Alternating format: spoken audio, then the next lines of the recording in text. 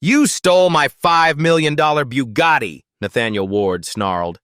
You're a maid, not a damn hero. The fluorescent lights in the ER waiting room buzzed overhead, casting a cold, humming tension across the sterile white floor. A nurse pushed through the double doors again, vanishing into Trauma Bay 3. But no one looked at her. All eyes were locked on the woman in handcuffs. Imani Brooks stood barefoot on the tile, her dark blue scrubs soaked with sweat and the faint smell of vomit. Her wrists were cuffed behind her back, but her head was high. Her breath still came in short bursts from the drive. A drive that had shattered glass, bent steel, and maybe, just maybe, saved a life. Nathaniel Ward, billionaire, CEO, and owner of the now-wrecked custom Bugatti Divo, paced with fire in his chest. His gray suit was flawless, as always, but his face was tight with disbelief. "You don't get to touch that car," he growled, stepping closer, his polished shoes striking the floor like accusations. "You don't even get to breathe near that car." Imani didn't look at him. Her eyes stayed locked on the trauma doors that had swallowed Lila 37 minutes earlier. "You broke my garage. You blew through traffic like a maniac. 4 red lights," he snapped. "You've lost your damn mind." "I saved your daughter's life," Imani said softly. He froze. She hadn't shouted. She didn't need to. Her voice cut sharper than any scream. "You don't get to say that," he snapped. "You're not a doctor. You're not family. You're not even—" "I'm the one who held her when she stopped breathing," she said. "I'm the one who sat with her all night when she had chills and nobody listened." Nathaniel clenched his fists. "You're a maid, Imani. You're not her mother." Imani's voice didn't rise. "I was the only one there." A voice cut through the tension. Calm, professional, female. "Mr. Ward," said Dr. Sandoval, stepping into the waiting room with her surgical cap still hanging loose and a clipboard in one hand. "Lila is stable. Her airway had collapsed. If she had arrived 2 minutes later, she would have suffered permanent brain damage." The room went still. Nathaniel didn't speak. Dr. Sandoval looked at Imani, then at the handcuffs. "She saved her," she said. "Let her go." But Nathaniel turned to the officer instead. "Get her out of here. I want a full report. Theft, trespassing, endangerment." The officer looked uncertain. Imani didn't flinch. She was too tired. Her whole body still shook, not from fear, but from everything it had taken to get here. "If it was your daughter," she said, "wouldn't you have done the same?" Nathaniel said nothing. Earlier that day, the sky had been gray and quiet when Imani brought Lila her breakfast. The little girl sat on the marble stool in her pink hoodie, silent, pale. Her plate of eggs went untouched. Imani leaned down and touched her forehead. It was cool. Too cool. Her eyes had that glassy, faraway look that no one else seemed to notice. "She's just tired," the house nurse said. "Kids get sniffles." But Imani knew better. Lila didn't get silent for no reason. She didn't ignore strawberries, her favorite. And she didn't call Imani Mama Imani unless she was scared. At noon, Lila collapsed in the hallway. Imani had screamed for help. The intercom was broken. The estate nurse was out. Her phone?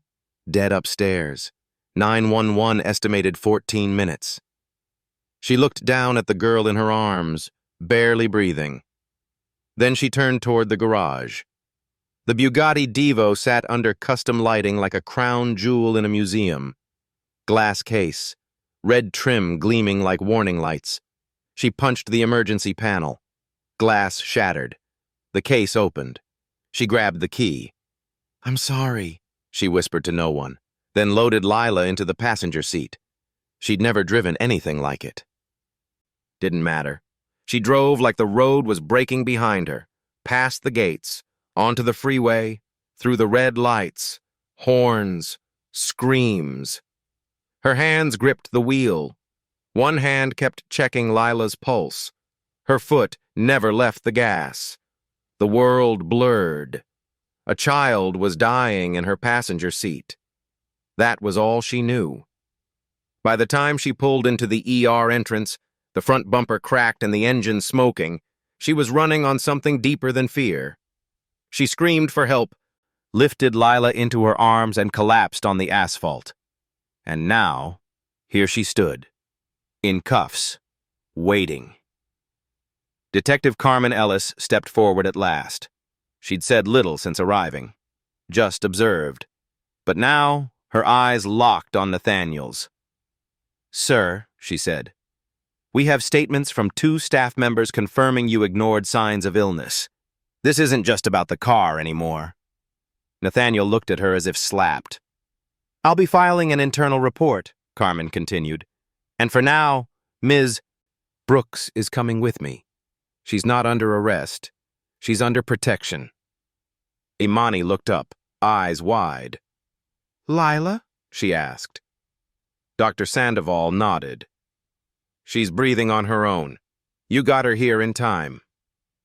Imani's knees gave slightly. The trauma doors opened again. A nurse walked out carrying something. A stuffed fox. Mr. Whiskers. Lila's favorite. The nurse handed it to Imani without a word.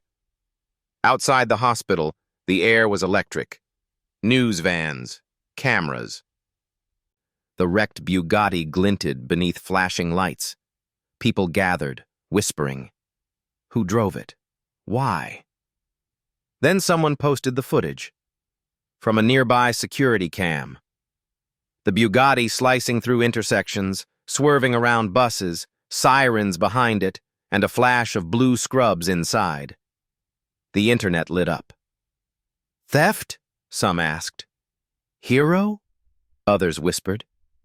But Imani didn't see any of it.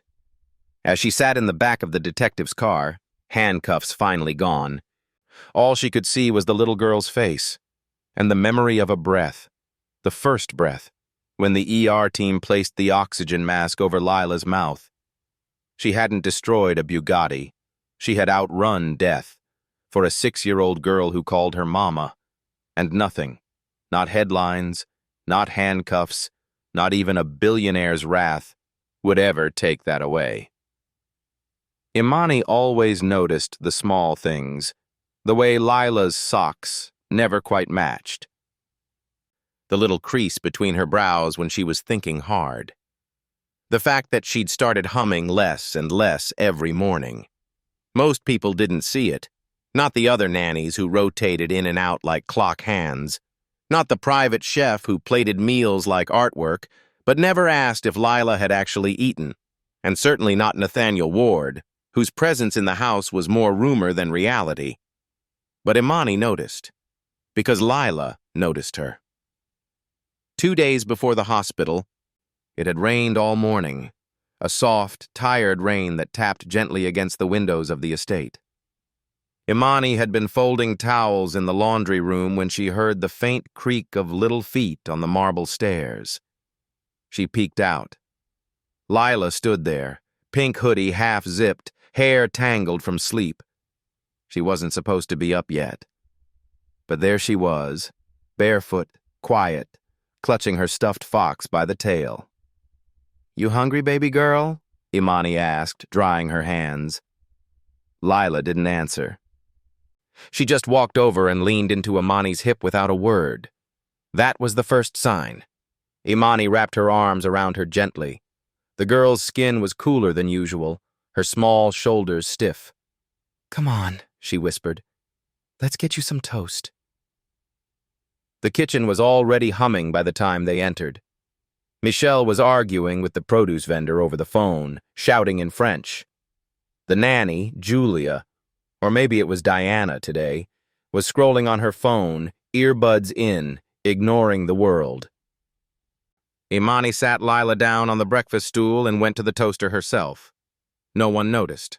No one asked why the child wasn't speaking. Would she like her usual eggs? Michelle called over, not even glancing up. No, Imani said firmly. Just toast with honey today.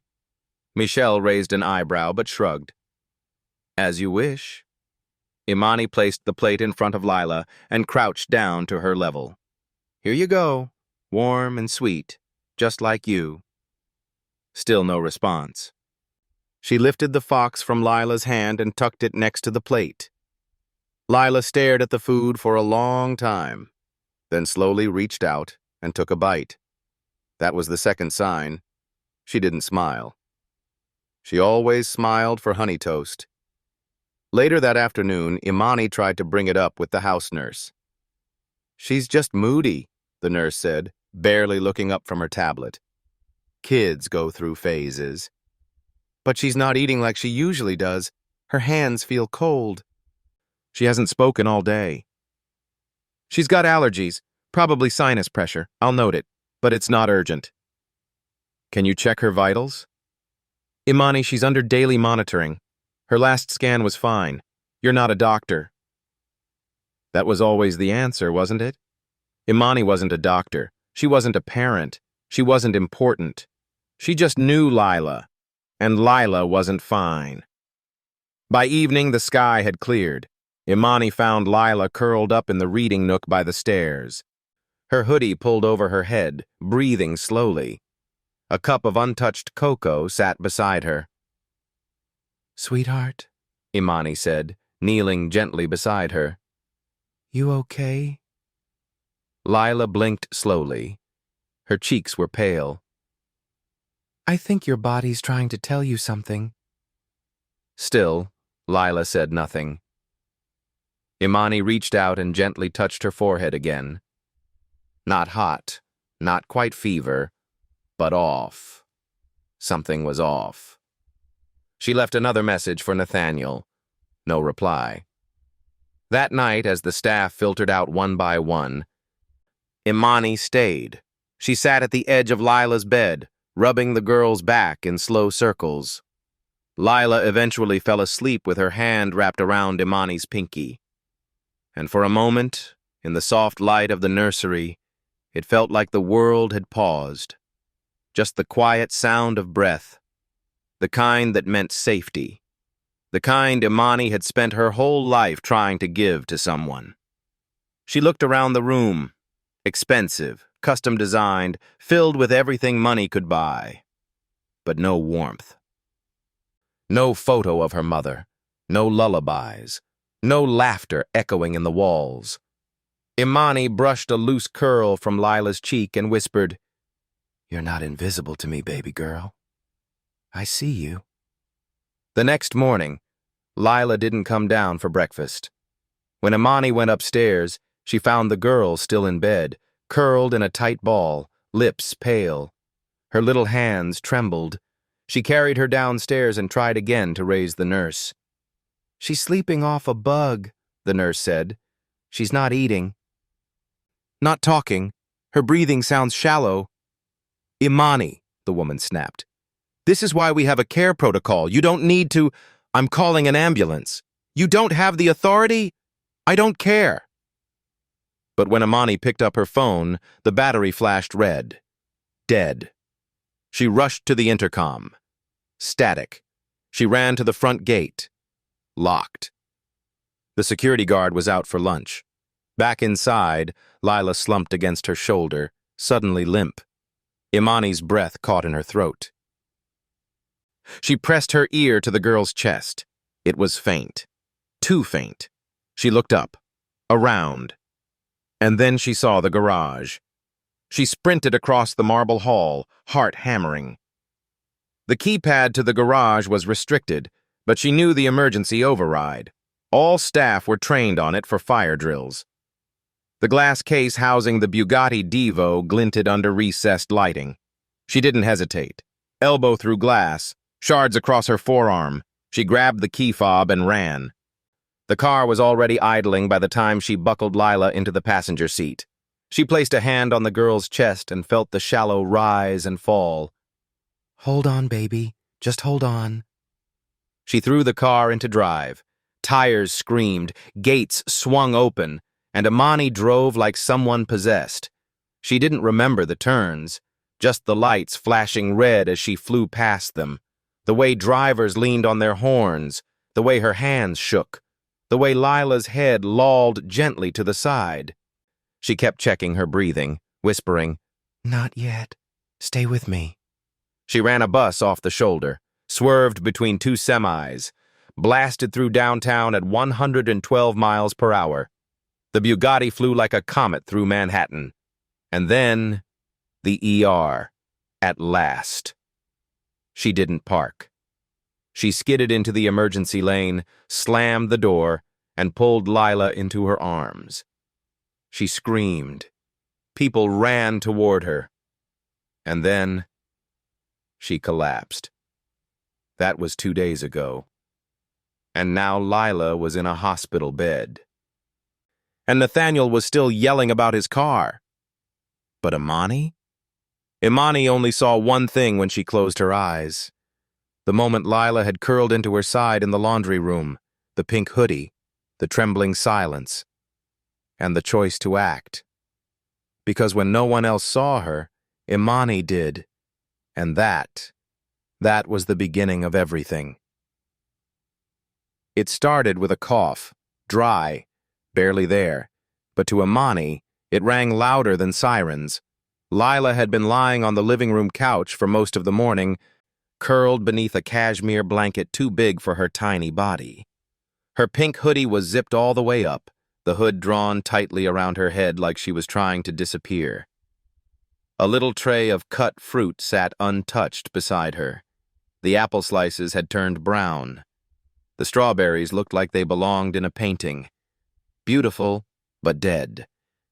Imani sat close, pretending to fold laundry, but really just watching Lila breathe. The cough came again. Then a sharp inhale, like her lungs weren't sure how to fill. Imani dropped the towel. "Baby girl," she whispered. Lila didn't answer. She blinked, slow. Her face was pale, lips barely pink. Imani reached for her forehead. Still no fever, but cold. Too cold. She stood, walked to the corner of the room, and pressed the intercom button. Nothing. Static. The damn thing had been broken since Tuesday. "Hello? Nurse Diane? Julia? Anyone?" she said loudly into the speaker. Just a buzz. She turned back, and that's when she saw it. Lila was trying to sit up, but couldn't. Her arms gave out, her eyes fluttered, and her little body tilted sideways like a paper doll. Imani was there in 2 steps. She knelt, catching the child before her head hit the edge of the couch. "Lila, baby, look at me," she said, cradling the small frame in her arms. Lila's breath came shallow, uneven. Her fingers twitched once, then stilled. Imani's body moved on instinct. She scooped the girl up and rushed toward the hallway. "Nurse, someone help!" But the nurse's door was closed. Locked. Lights off. She pounded on it. "Open the door! Please!" Nothing. She looked at her phone, still plugged into the kitchen wall. Dead. 1%. Her heart pounded like a war drum. The estate was silent. She ran to the security desk near the entrance. Empty. Of course. Security always took their lunch break between 1 and 2. She flipped the emergency intercom switch. Static. Then, a voice, garbled, distant. 14 minutes. "Hello? What did you say?" "Ambulance. Dispatched. ETA. 14 minutes. 14. Imani looked down at Lila. The girl's lips were turning gray. 14 minutes was too long. Too damn long. She spun around, thought, looked out the front windows, and saw it. the garage. The estate garage was less a garage and more an art gallery. It had polished concrete floors, LED mood lighting, and custom glass cases for every car. The Bugatti Divo sat dead center, like a king on his throne. Cherry red with obsidian black rims, hand-trimmed leather, matte carbon fiber body. Nathaniel's pride and joy, the crown jewel. Worth $5 million, imported direct from Molsheim, France. Imani had never touched it. No one was allowed to. But now it was the only thing faster than death. She sprinted down the hall, Lila limp in her arms. She kicked open the access door to the garage. The glass control panel flashed blue. Access denied. She punched in the emergency override code every staff member was trained on. Override accepted. The door clicked. The lights inside flickered on as she stepped in. The air smelled like polish, money, and silence. She laid Lila gently on the passenger seat of the nearest car, the Bugatti. Then ran to the control panel. Behind the driver's side window was a velvet-lined display with the Bugatti key fob floating in a sealed case. The case was supposed to stay locked unless Nathaniel was home. She didn't hesitate. She grabbed a fire extinguisher from the wall and smashed it through the glass. Alarms screamed. A red light began to flash across the room. She grabbed the key. Her arms were bleeding. She didn't care. She slid into the driver's seat, chest heaving, trying to remember everything she'd ever seen Nathaniel do. She pressed the start button. The engine growled awake. A low, feral sound, like something ancient rising from sleep. The car rumbled beneath her like a creature made of fire and speed. She turned to Lila. "Hold on, baby. I'm getting you there, I promise." Then she floored it. The Bugatti roared forward, smashing through the garage gate in a storm of glass and steel. Outside, the estate's main gates recognized the emergency protocol and opened automatically. She didn't even breathe until she hit the main road. The engine screamed as she pushed 90, then 110, weaving through midday traffic, one hand on the wheel, the other cradling Lila's head when it lolled too far. Every red light was a battlefield. She didn't slow down. People honked, swore, some recorded. Others just stared as the $5 million monster tore through downtown like it had lost its mind. She heard sirens. Let them come. She kept her foot down. 12 minutes. 10. 8. She wasn't thinking anymore. Just moving. Just driving like the world was on fire behind her. Lila coughed once. A weak, tiny sound. Imani leaned over, sobbed once, and whispered, "I'm here, baby. I'm right here." She took a left so hard the tires screamed. A cop tried to block her at an intersection. She swerved and missed his car by inches. Her breath came in gasps. She saw the hospital sign. Half a mile. She gunned it to 127. The engine cried. The city blurred. She didn't slow until she crashed into the emergency bay. Hard. Sparks flew. The bumper crumpled against the concrete pillar. Glass shattered. She threw the door open and screamed, "Help! I need help!" 2 nurses ran out. She yanked the door open, pulled Lila from the seat, and collapsed onto the ground, holding the girl tight. "She can't breathe," Imani sobbed. She please." A gurney appeared, then oxygen masks, then hands everywhere. Imani didn't know how long she lay there on the asphalt, crying, shaking, watching them wheel Lila away. A paramedic lifted her to her feet. "Ma'am, are you okay?" She nodded once, then blacked out. When she woke, she was in a hospital chair. Her wrists were cuffed, and Nathaniel Ward was shouting about his car. But none of that mattered, because in the silence of her chest, something deeper remained. She had made it. She had outrun death. And even if the world saw her as a thief, she knew the truth. She wasn't running from something. She was racing toward the only thing that mattered. Lila. The walls in the interrogation room were gray. Not the soft gray of rain or concrete, but the kind of gray that made time feel slower, like nothing had ever happened here except silence and regret. The table was steel, the floor tile cold. Imani Brooks sat in the only chair, wrists bruised from the cuffs they'd just taken off, still wearing the same blood-speckled scrubs, her chest rising and falling in shallow rhythm. She wasn't crying. She wasn't begging. She was simply waiting for someone to ask the right question, or for the whole world to finish misunderstanding her. The door opened quietly. Detective Carmen Ellis stepped in, dressed in plain slacks and a blazer, a woman with a calm face and tired eyes.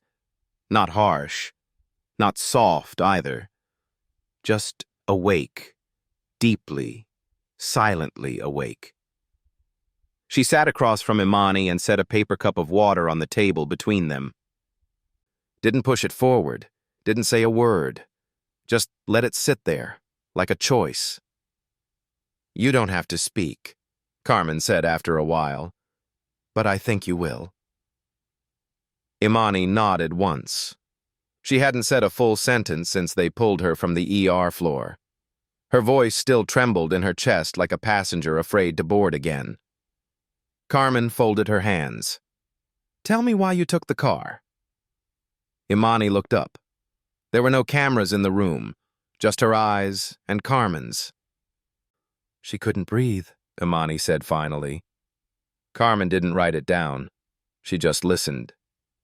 "She was lying on the couch and I kept checking her, but then she just stopped sitting up, like her whole body gave out."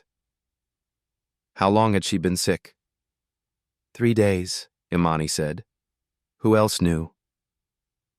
"I told the house nurse, the nannies. I called Mr. Ward. I left voicemails." "And no one called emergency services?"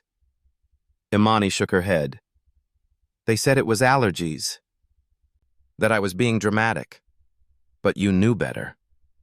"She's 6, Imani said softly. "She doesn't pretend to be that quiet. She doesn't sleep through toast. Something was wrong." "Your phone was dead?" "Yes. Left it charging upstairs. The intercom wasn't working. The nurse was gone. The guard wasn't at the front gate." "And you saw the Bugatti?" Imani nodded. "I saw the car, and I saw her, and I had to choose."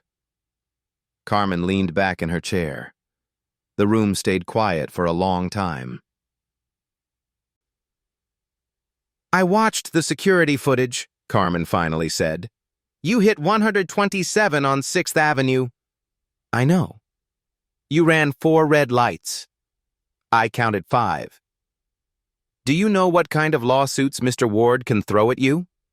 "Yes." "Do you care?" "No." That made Carmen smile. Just for a second, just enough to let the frost crack. "You didn't hesitate," she said. "No." "And you didn't run from the scene." "I ran to it." They sat in silence again. Then Carmen reached into a folder and pulled out a thin report. She placed it flat on the table. "Do you recognize this name?" she asked. Imani looked down. The name read, Claudine Reyes. "No," Imani said. "Should I?" She was a live-in housekeeper. Worked for the Ward family 2 years ago. Dismissed after calling 911 for Lila's mother during a medical emergency. Imani's chest tightened. She broke protocol. Nathaniel was furious. Claudine never worked again. A year later, she disappeared. Disappeared? Vanished. No forwarding address, no new employment, just gone. Carmen closed the folder slowly. "You're not the first woman to risk her job for that child, but you're the first one who made it loud." A knock sounded at the door. Carmen stood. "Stay here." When she opened the door, the hallway behind her exploded in fury. "I want her arrested," Nathaniel Ward's voice thundered. "I want charges filed, and I want the full record of what she did to my car." He stormed into the hallway, suit jacket flapping behind him like a cape torn from its owner. His hair was too perfect, his eyes too bloodshot. A man torn between rage and embarrassment. "You're not listening," Carmen said calmly. "She stole my car.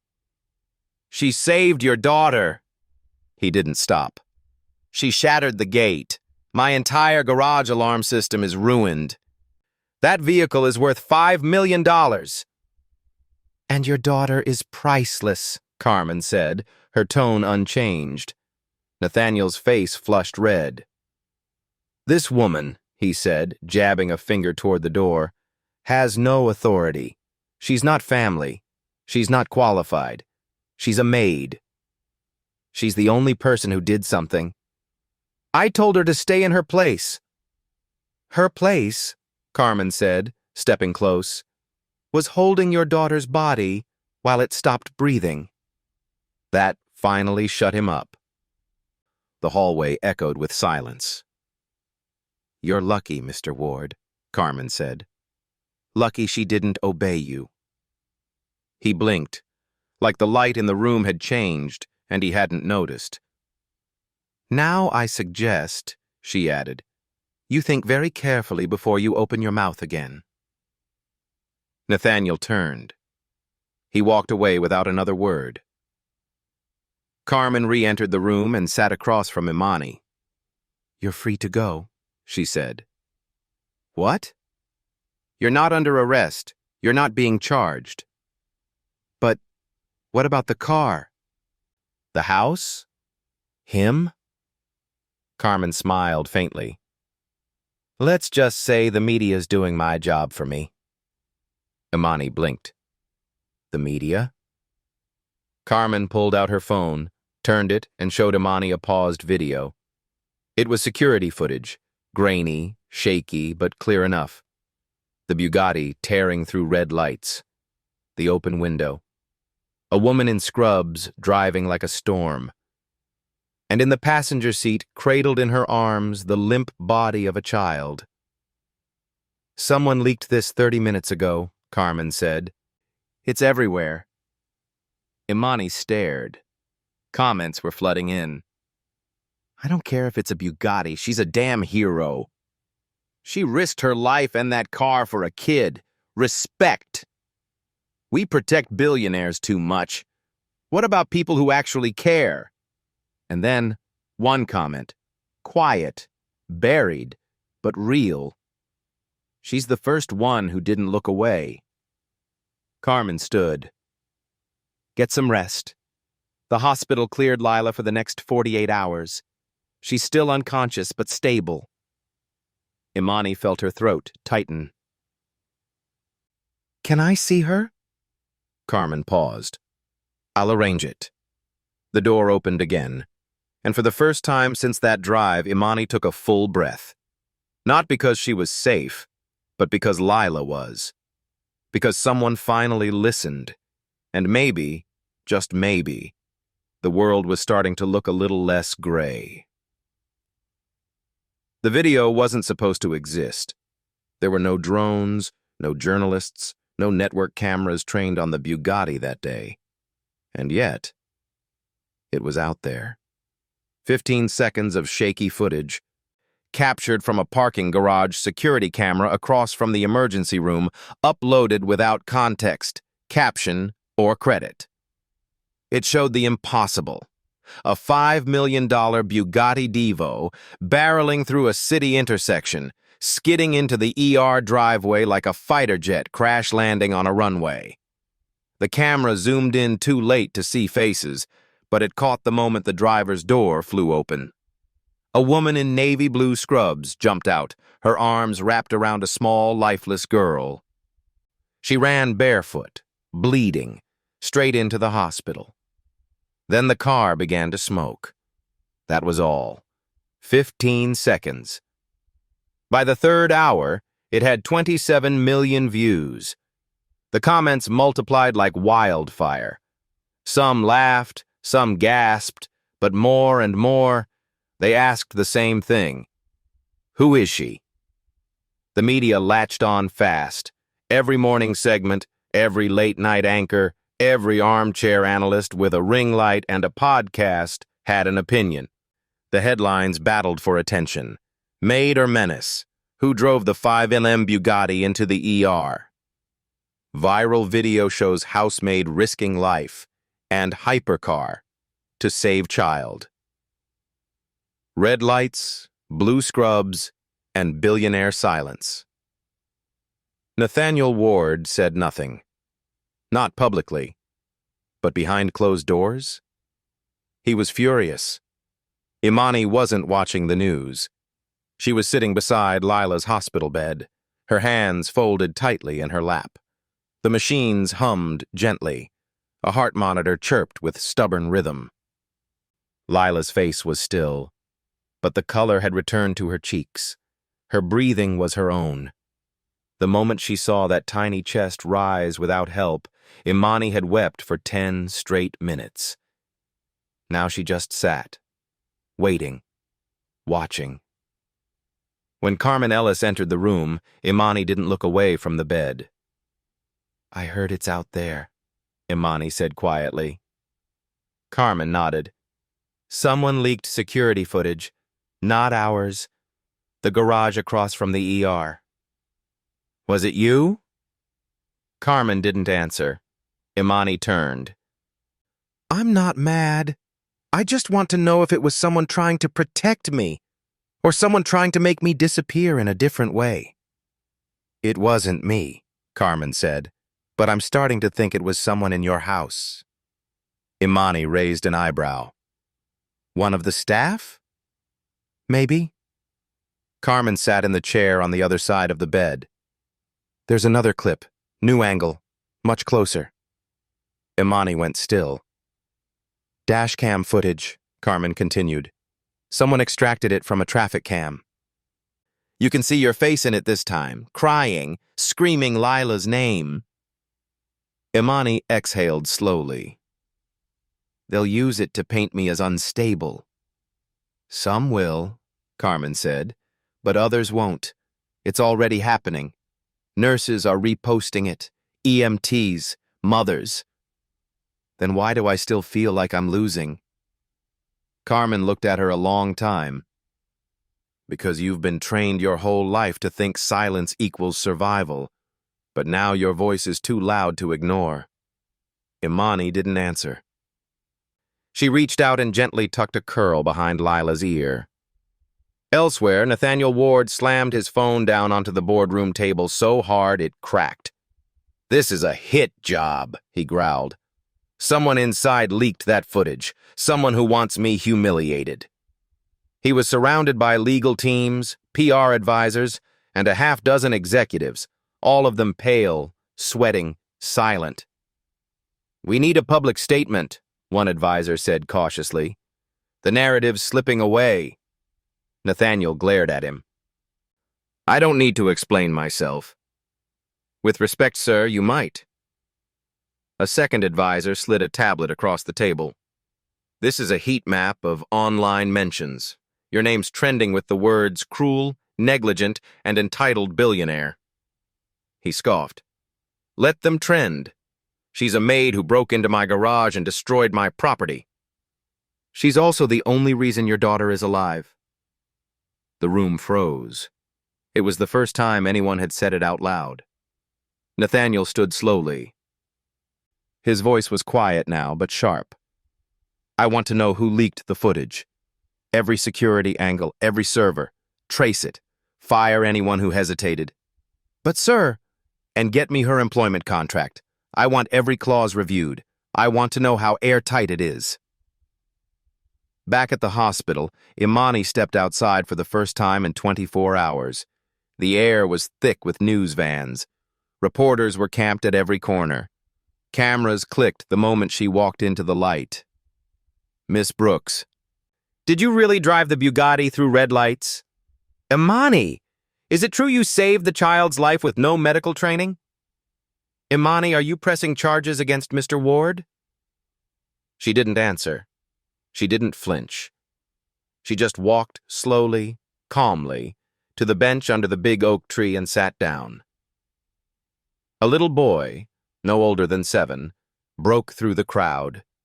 His mother tried to stop him, but he ran straight up to Imani and held something out. It was a drawing. A crayon picture of a red car, a girl in blue scrubs, and a smiling stick-figure child. "It's you," he said softly. Imani's lip trembled. She took the paper in both hands and nodded. "Thank you." That moment, that tiny, wordless thank you, became the next viral image. By nightfall, her name had become a hashtag. Imani saved her not. Thief butt. A mother. Let her drive. Carmen saw the trend first. She texted Imani 2 words. "It's starting." Imani replied, "Then let's finish it." Inside the Ward estate, a new voice entered the storm, a former chef. He posted anonymously, "She wasn't the first, just the first who didn't accept being silenced." Then a fired nanny posted next, "I was told not to call 911 for a seizure. That family buries more than mistakes." Then a driver. Then a gardener. Their words echoed across the internet like bricks being laid for something bigger. Imani didn't ask for a revolution, but it was arriving anyway. And it all started with a video that shouldn't exist. The Ward estate had always been beautiful. Imposing gates, marble columns, rose gardens that bloomed unnaturally in every season, and a driveway so wide it could host a parade. Everything gleamed, polished, symmetrical, untouchable. But beauty, Imani had come to learn, could be a disguise, and beneath all that marble, something ugly had been buried. She returned under silence, not because Nathaniel welcomed her back, but because his legal team insisted he say nothing more until things cooled off. She walked past the front guards with no eye contact. No one dared look her in the eye. Not the chef, not the housekeepers, not even the nurse who once brushed off Lila's symptoms like crumbs from a countertop. Imani didn't speak either. Not yet. She wasn't here to confront anyone. She was here to listen, to remember, and to look deeper, where no one else bothered to. The house felt different now, not just colder, watching her. She could feel it in the way the chandelier dimmed slightly as she passed, the way the kitchen staff whispered only after she was gone. She wasn't invisible anymore, and that made them nervous. She made her way down the servants' wing, passing the rooms she'd cleaned 100 times. But now she noticed things. Scratches on the baseboards, a cabinet drawer that stuck. And then, the door. It was barely marked. An old supply room, locked with a simple brass handle. She had passed it for 2 years without ever thinking twice. But this time, she paused, because the door wasn't locked. Inside, it smelled of old polish and dust. Cardboard boxes were stacked shoulder-high, some labeled, most not. Faded invoices, crates of outdated uniforms, a broken mop. But in the far corner, behind an old mirror propped against the wall, she found a worn leather file. It was tied shut with red string. Imani sat cross-legged on the floor and opened it. At first it looked like random paperwork, scheduling sheets, shift changes, meal logs. But then she saw the names. Claudine Reyes, Anita Cho, Samuel Pruitt, Gina Morales. She recognized some. Former staff. All gone without notice. Some fired, some vanished. And then, handwritten notes stapled to each one. Spoke out of turn. Called emergency services without clearance. Too attached to child. Emotional liability. Imani's fingers trembled as she turned the pages. At the bottom of the file was a folded document. A typed warning letter. Unsent. To Claudine Reyes. Termination effective immediately. Do not discuss private health matters outside the estate. NDA enforced. Beneath it, a final line scribbled in pen. She went too far. If she talks, we burn her. Imani stared at the page. The air around her felt heavier now. This wasn't just about her. It never had been. Later that evening, while the house settled into its expensive quiet, Imani moved through the halls like a shadow. She returned to her quarters, pulled out her small black notebook, the one Lila once doodled in, and began writing. A name. Then another.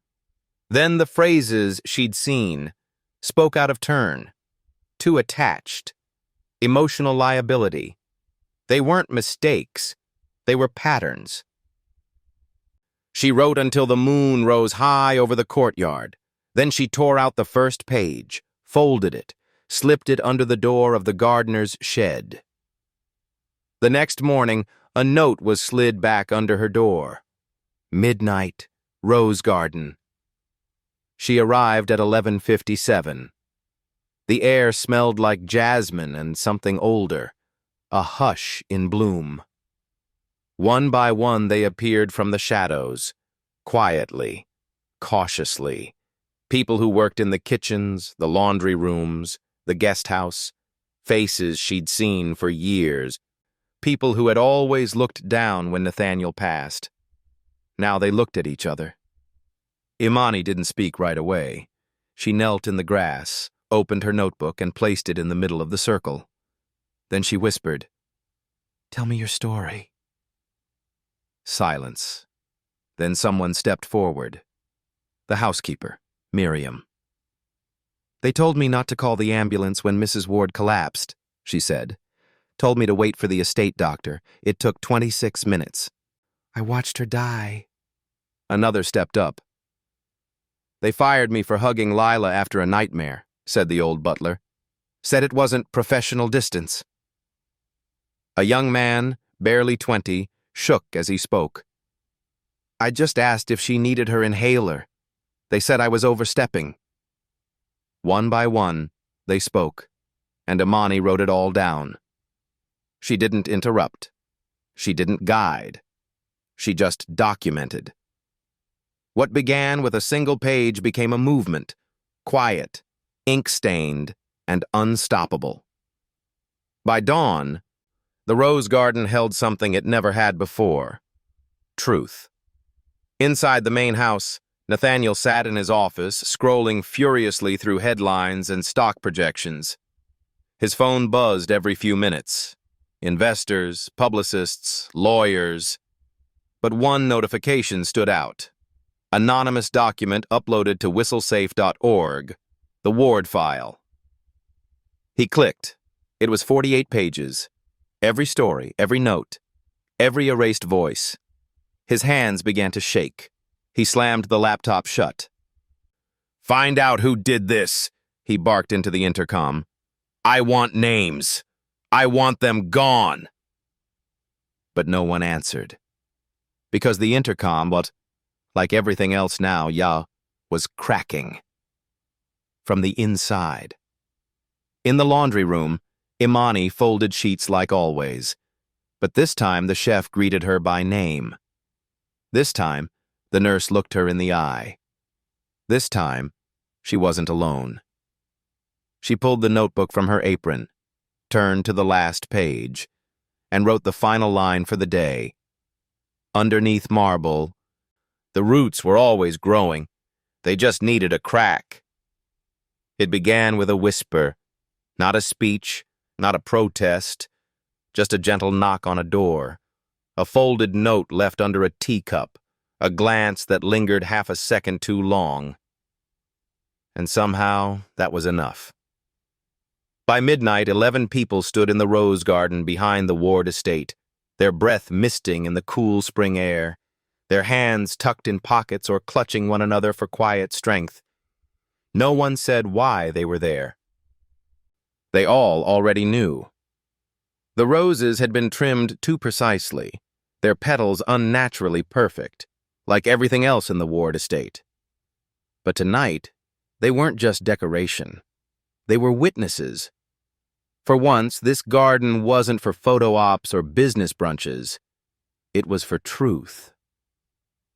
Imani stood in the middle. No spotlight, no stage, just a notebook. She didn't open with accusations. She didn't open at all. She waited. The silence stretched until finally someone stepped forward. Miriam, the head housekeeper, gray curls pinned tightly back, hands trembling as she reached for the notebook in Imani's arms. "I was told to leave after Mrs. Ward's seizure," Miriam said, her voice soft but steady. "I didn't get a reference, just a settlement. I signed it because I needed the money." A line appeared in the notebook. Another worker stepped forward. Jacob, the driver. "Mr. Ward screamed at me for calling an ambulance when Lila had an allergic reaction in the car. Told me I should have driven her to the estate doctor. I got suspended for 3 weeks. Another line. Then the gardener. Then the night security guard. The words poured out like water from a cracked dam. Not loud, not angry. Just real. One story after another. Not dramatic, but deeply human. Wrongly fired. Silenced. Ignored. Bruised. Burned out. One woman, barely 19, had tears in her eyes as she spoke. "I thought I was crazy," she said. "They said I was unstable when I asked if Lila needed help, but I wasn't crazy, I was right." Imani handed her the pen. "Write it," she said. And so she did. They all did. That night, the notebook filled with the kind of power no machine could measure. Imani didn't say much. She just listened. She let the voices of the invisible rise like steam into the night. And when the stories slowed, when the pages were nearly full, she spoke. Just once. "They always thought we were replaceable," Imani said. "But what happens when the ones who were never meant to speak start writing the truth?" No one answered. But the garden was no longer silent. It was sacred. The next morning, everything felt different. Not louder, just heavier, like the walls of the estate could feel the shift. In the kitchen, someone turned off the classical music and played soul instead. The chef hummed along. Nobody stopped him.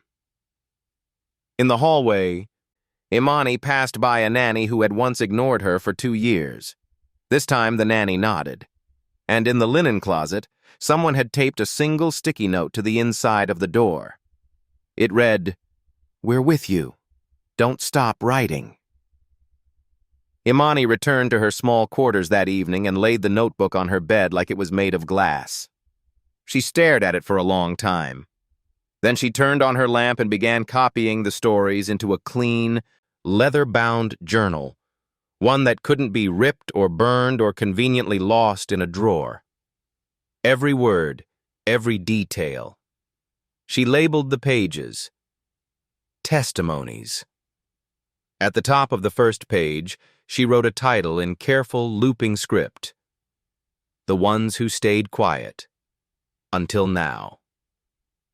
She knew what she was building wasn't just a list. It was a reckoning. That weekend, something unexpected happened. An envelope arrived at the estate. No name on the front, just a seal, black wax, broken slightly at the corner. Inside was a single letter, handwritten, unsteady. It read, "My name is Claudine Reyes. I was the housekeeper who disappeared. I didn't vanish. I ran. I ran because I thought I had no one.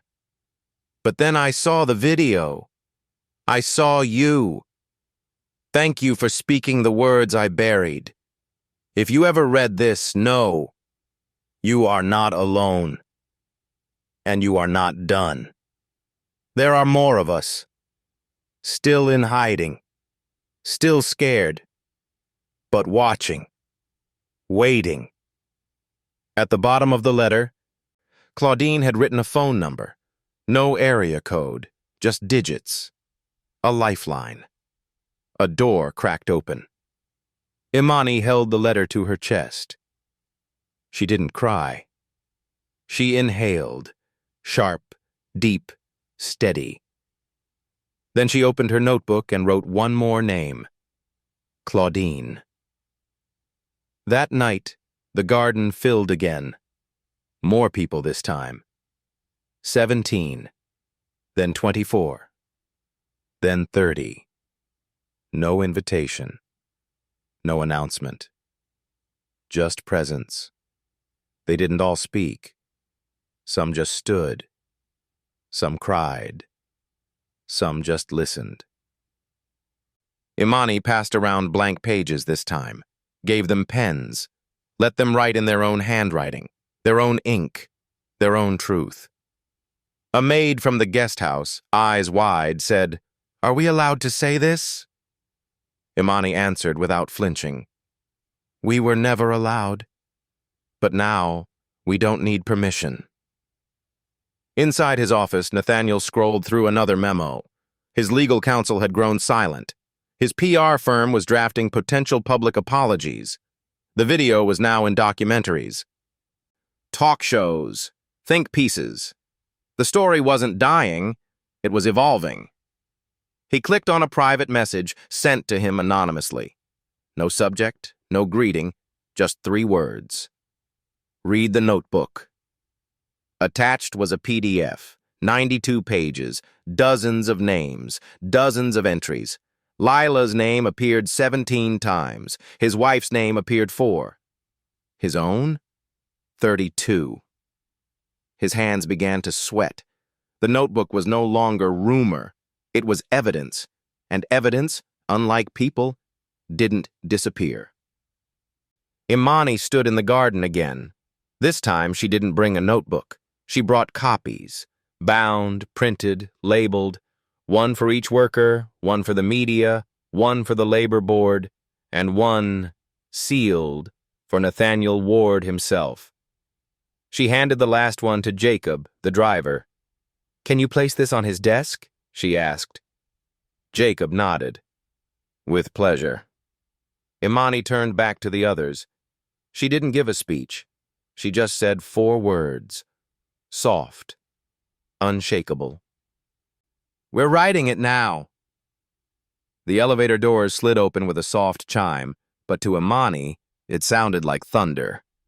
She stepped out onto the 36th floor of Ward International's headquarters, flanked not by lawyers or PR teams, but by silence. The kind of silence that comes before the truth arrives. Her shoes clicked gently on the polished black marble as she passed rows of assistants pretending not to stare. She wore no makeup, no designer label, no badge of office. Just her same soft blue blouse and pressed black pants, and in her hands, a single leather-bound folder. Inside that folder were 112 pages. Testimonies, names, times, dates, pain. A blueprint of what had always been hidden beneath luxury. At the far end of the hall, a mahogany door opened. An assistant said her name quietly. "Ms. Brooks, the board will see you now." Imani didn't pause. Inside the room sat 14 people, 11 board members, 2 lawyers. 1 trustee, an older woman with white curls and reading glasses, the only one not scrolling through a tablet or whispering behind a hand. At the center of it all sat Nathaniel Ward. He didn't look up at first, just adjusted his cufflinks. He wore the same charcoal suit he always did in photos, except now there were sweat stains at the collar. Imani approached the long table. She didn't sit. She placed the folder at the center gently, as if it were a living thing. Nathaniel spoke first. "Well," he said, voice clipped, "this is unconventional." Imani said nothing. He gestured toward a lawyer beside him. "You've made quite a splash, but we're here now to discuss resolution. The damage, both reputational and material, has been significant. And while I recognize that your intentions may have been—" "I'm not here for an apology," Imani said. The room went still. "I'm here for change." Nathaniel narrowed his eyes. "Excuse me? I'm not here for money or public statements. I'm not here to be bought. I'm here to lay down terms." One of the younger board members scoffed. "And what exactly gives you the right to make demands?" Imani opened the folder and began reading. Page 12. Claudine Reyes. Fired after calling emergency services. Forced NDA. Final note. Too emotional, not scalable. She flipped the page. Page 24. Gina Morales. Witnessed verbal abuse toward staff child. Suspended after refusing to retract statement. Another page. Page 48. Internal memo advising staff to delay medical response unless authorized by estate management. Her voice was calm. Not angry, not vengeful, just undeniable. "I'm here to propose the Ward Estate Staff Bill of Rights," she continued. 10 items, non-negotiable. She took out a smaller sheet and placed it beside the folder. Emergency Medical Response Authority for all trained staff. No retaliation clauses for staff who report health or safety concerns. Mandatory weekly check-ins with independent HR representatives. Annual anonymous climate surveys shared with board. Paid mental health days. Clear boundaries on overtime with required compensation. No firing without documented cause and formal appeal process. Cameras allowed only in common areas, never in bedrooms or break rooms. Immediate reinstatement or financial remedy for staff wrongfully terminated. A memorial plaque for Claudine Reyes in the estate garden where she once worked. Silence. Imani looked each board member in the eye. Slowly, carefully. She didn't blink. "I'm not asking for a seat at your table," she said. "I'm asking that the people who keep this empire standing, the ones you never see, are finally treated like humans." The older trustee at the far end leaned forward. "Ms. Brooks," she said, her voice gentle but commanding, "do you have any legal counsel representing you?" "No," Imani replied. "Then allow me to offer mine." A pause. Even Nathaniel looked stunned. "I beg your pardon?" he said. The trustee removed her glasses. "I've been on this board for 27 years, Nathaniel. I've watched you rise. I've watched this company grow, but I will not sit in this room and let you bury the truth again. Not this time." She looked at Imani. "You've done what none of us had the courage to do." She turned to the board. "I move we vote on the proposal." There was chaos then. Whispers, glares, handshakes under the table. But something had shifted. Not in the paperwork, in the room itself. Someone coughed. Another cleared their throat. One by one, the votes came in. 10 in favor. 3 abstained. 1, Nathaniel, opposed. It was enough. Imani exhaled, the breath shaky but real. "We'll make it official," the trustee said. "Publicly." Imani nodded, then picked up the folder and left the room. Outside, sunlight bounced off the glass like it had something to say. Imani stepped into it quietly, almost afraid the moment might break if she moved too quickly. But then she saw someone standing near the edge of the sidewalk. A girl, Lila, wrapped in a light coat, holding the hand of a nurse. Her curls had returned. Her cheeks were full again. When she saw Imani, she smiled, that soft, lopsided smile that made her eyes crinkle. Imani crouched, arms open. Lila ran. No one stopped her. The girl threw herself into Imani's chest, holding her so tightly it hurt. "I missed you," Lila whispered. Imani's throat tightened. She looked up at the nurse. "She insisted," the nurse said with a grin. "Said she had something important to say." Lila pulled back slightly, then whispered, almost shyly, "Thank you for driving." Imani laughed. Not a loud laugh, just the kind that trembled at the edges of tears. "Anytime," she whispered back. "You just say the word." As they stood together in the sunlight, the headlines didn't matter. The votes didn't matter. Because for the first time, Imani wasn't just in the world Nathaniel built. She had changed it. The morning Lila opened her eyes, the sky outside the hospital window was the softest shade of blue. It wasn't loud or dramatic. It just was. Calm. Honest. Alive. Imani had dozed off beside the bed, sitting in the stiff recliner with her arms folded, head tilted slightly to the side. A nurse entered quietly and froze.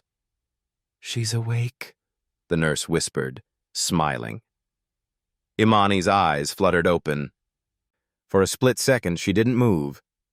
Then her gaze locked on Lila, blinking, confused, but undeniably present. "Hey, baby girl," Imani whispered, her voice cracking. Lila's lips parted, dry, slow. "Mama Imani?" Imani's heart nearly broke in two. She stood, trembling, and reached for her hand. "I'm right here," she said. "I never left."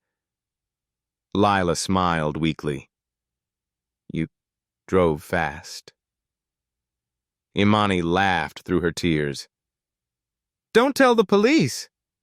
They both giggled. One weak, one full, and the room filled with something Imani hadn't felt in weeks. Peace. 2 days later, the sunlight returned to the Ward estate. But this time, it didn't feel like a lie. The marble didn't seem so cold. The curtains didn't look like barriers. For the first time, everything felt human. Imani stood in the sunroom, holding a tray of herbal tea, waiting for a meeting she never imagined would happen. Nathaniel Ward entered precisely at 10 o'clock a.m. No suit today. Just a plain button-down, sleeves rolled, eyes tired but alert. He nodded toward the chair across from her. "May I?" Imani gestured. "It's your house." Nathaniel sat. For a long moment, no one said anything. Then he exhaled. Not rehearsed, not strategic. Just tired. "I read the full staff bill," he said quietly. "Did you understand it?" Imani asked. He looked up. "That's fair," he said. "Yes, I did." He took a sip of tea. "I know you probably don't want to hear this, but I didn't see it, any of it. I thought if people weren't complaining, things were fine." "They weren't allowed to complain." He nodded. "I've built everything in my life by controlling the narrative. It's how I survived this world. But what you've shown me is that silence can rot the foundation while the windows still sparkle." Imani didn't respond. She waited. Nathaniel leaned forward. "I want to offer you something." She raised an eyebrow. "A new role," he said. "Director of Family Advocacy and Internal Ethics. A permanent position. You'd oversee all household operations. You'd have hiring power, oversight, autonomy." Imani studied him. "You're offering me control," she said. "I'm offering you trust." She thought for a moment. then shook her head. Not yet. He blinked. Excuse me? I'm not interested in a title, Imani said softly. I'm interested in terms. She pulled a folded paper from her pocket, placed it on the table. Terms and conditions, she said, written by every staff member, not lawyers. If you want me in this house, really in, this is where we start. Nathaniel picked it up, read the first 3 lines. 1. Every staff member receives full medical benefits. 2. There will be quarterly listening forums with anonymous reporting. 3. No child, no worker, no voice will be silenced because of hierarchy. He looked back at her. There are 15 items. She nodded. Yes. He kept reading. By the time he reached number 10, his hands were still. 10. If I am to stay, it must be clear. I don't serve power. I serve people. And so does this house. He folded the page gently. I accept. Imani didn't smile. Not yet. I want it notarized, published publicly, not for me, for every woman who was erased in this house before I ever walked in. You have my word. Your word is how we got here, she said. I want your action. Nathaniel nodded. Understood. There was a pause. Then he looked up again. What made you stay? He asked. Imani finally smiled, not with victory, but with something far older, far deeper. Because a little girl called me Mama, she said, and I didn't want her to grow up in a house that taught her silence was safety. Later that afternoon, Lila ran through the garden barefoot, laughing as she chased a butterfly. The other staff watched from a distance, smiling, not because they had to, but because it felt good. Imani sat under the rose arch, flipping through the now legendary notebook, its pages worn, stained, sacred. She stopped on one entry. Claudine. The first one. She pulled out her phone and dialed the number at the bottom of Claudine's letter. 1 ring. 2. Then a voice. Soft, raspy, scared. Hello? Claudine? Yes? This is Imani Brooks. Silence. Then a sob. Thank God.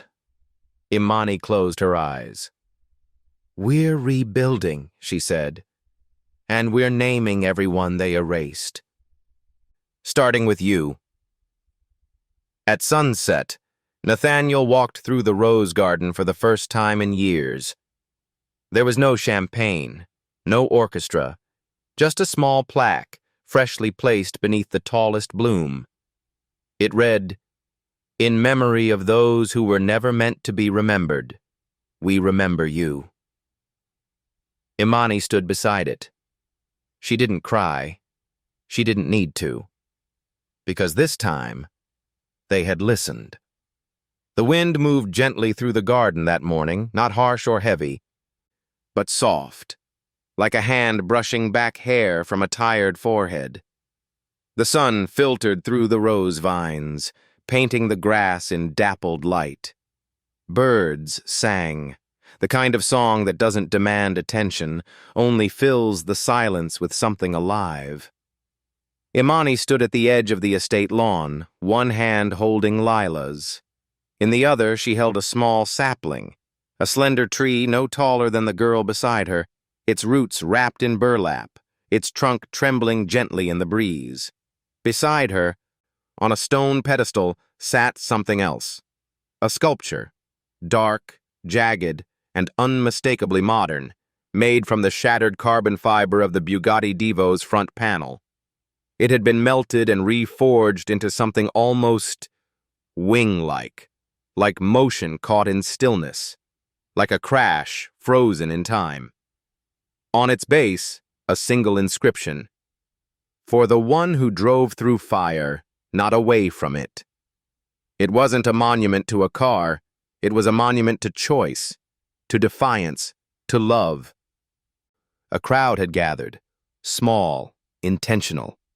Members of the household staff, trustees, the board chair, even journalists, though they had agreed not to speak. Everyone stood silently now, waiting for Imani to begin. But she didn't step forward right away.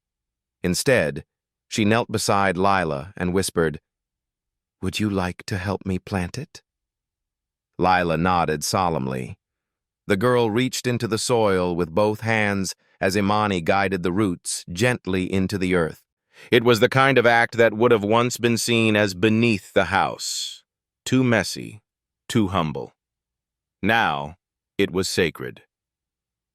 They packed the dirt together, Imani's hands alongside Lila's. And when it was done, Lila stood, brushed her palms, and hugged the tree without saying a word. It bent slightly under her weight, then stood tall again. Imani rose, brushed her knees, and turned to face the small crowd. "I never wanted attention," she said softly. "I never wanted to be the story. But when the world tried to define me by what I wasn't, by what I was paid to be, I realized I had a choice." She looked at the sculpture, at the tree. I could let that moment define me, or I could drive through it. Her voice stayed calm, clear. They said I destroyed a $5 million car, but they never asked what that car was doing while a child lay dying in her own home. They asked me why I broke rules, but never why the rules were written to keep people quiet. She paused, then smiled. They called it theft. I call it love in motion. There was a long, full silence. And then someone clapped, soft at first, then louder, then everyone. But Imani didn't smile for the applause. She turned back to the tree, crouched beside it, and pressed one hand to its trunk. "This tree," she said quietly, "is for those who were never allowed to grow here."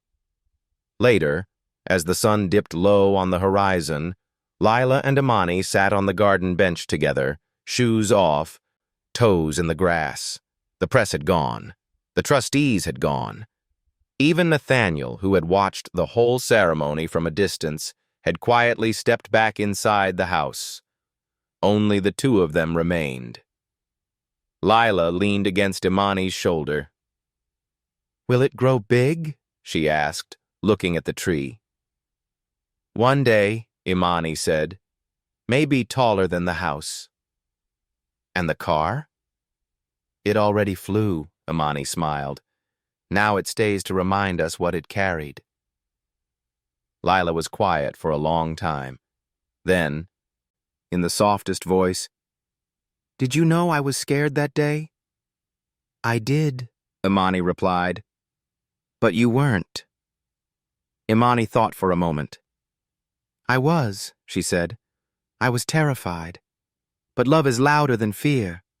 And when I looked at you, I couldn't wait. I couldn't let the world decide if you were worth saving." Lila reached for her hand, held it tightly. "I'm glad you didn't wait." Imani turned, kissed the girl's forehead, and whispered, "Me too." Inside the estate library, Nathaniel Ward stood at the window, watching the sun stretch across the lawn. In his hand was a photo, newly framed. It wasn't of his company, or a magazine cover. It was of a 6-year-old girl and the woman who saved her. He placed it on the shelf beside a thick leather book, the original staff testimony notebook. Then he walked away, not because his work was done, but because it was finally hers to lead. Months later, the tree would bloom. Years later, it would bear fruit. And beside it, The sculpture would remain, metal twisted into memory, shining under the sky.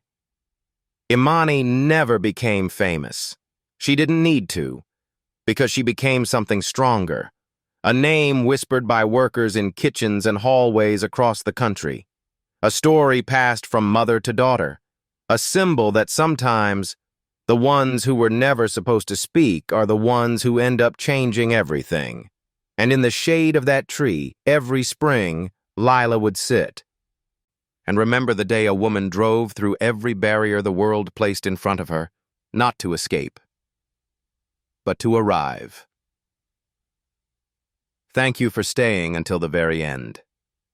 This story was never just about a $5 million car or a little girl who needed saving. It was a whisper for the unseen, for those who move quietly through the world, holding it together without ever being held themselves. If you've ever felt like your voice wasn't loud enough, if you've ever had to choose between doing what's right and doing what's safe, then this story was meant for you. Thank you for listening, not just with your ears, but with your heart. And if you feel moved, please share this story. Somewhere out there, another Imani might be waiting to be seen. You don't need power to change the world. You just need a reason strong enough. And sometimes, you just need someone brave enough to drive, while everyone else is still waiting for the light to turn green.